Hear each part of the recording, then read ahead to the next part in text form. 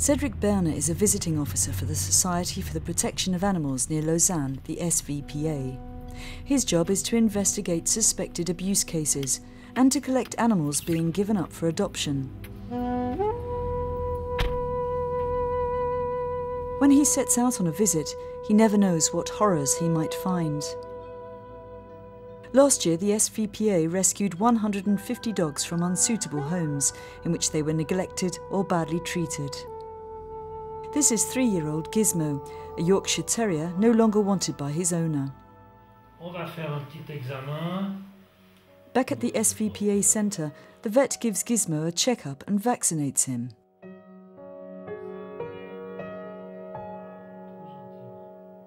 He's in good shape and has a very good chance of being adopted by a new family. But many animals brought here do not recover from the abuse they've suffered. This abandoned cat is blind and hardly eats. Its chances of survival are slim. SVPA President Samuel Debro says he has come across many such cases since he started the refuge half a century ago. I remember one particularly horrible case. A drunk man covered his dog with oil and set fire to it. The animal writhed in pain in the snow for 2 days and then finally died. The punishment was much too mild. The perpetrator only had to pay a 200-franc fine. We appealed, and the public prosecutor agreed to take the case, and in the end, the owner received a 1-month prison sentence and a 910-franc fine.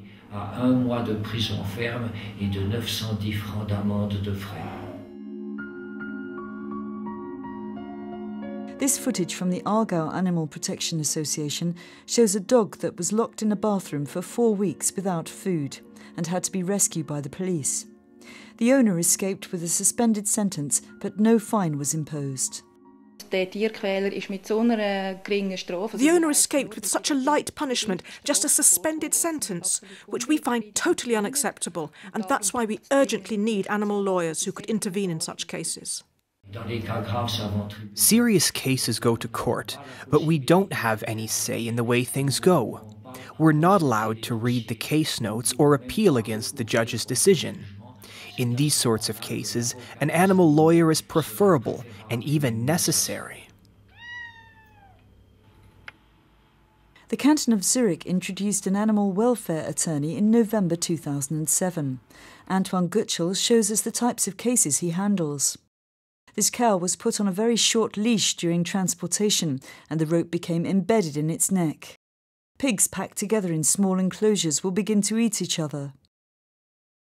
If we have an animal welfare legislation that wants to punish perpetrators, then the structure should be that they really are punished. It makes no sense that in several cantons it's kind of free to be cruel against animals, and in other cantons there are much higher punishments and a much higher risk to get into a prosecution. This should be, after all, kind of unified.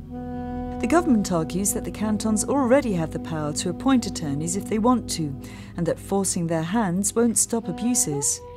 In Zurich, they installed a lawyer for animals because there was also political will to enforce animal welfare.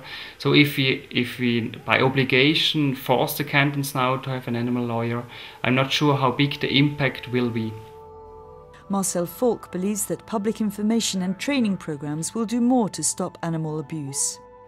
So we set up an immense website about animal welfare, and for every animal you can have a printout of the needs of the animals and how do you have to keep them.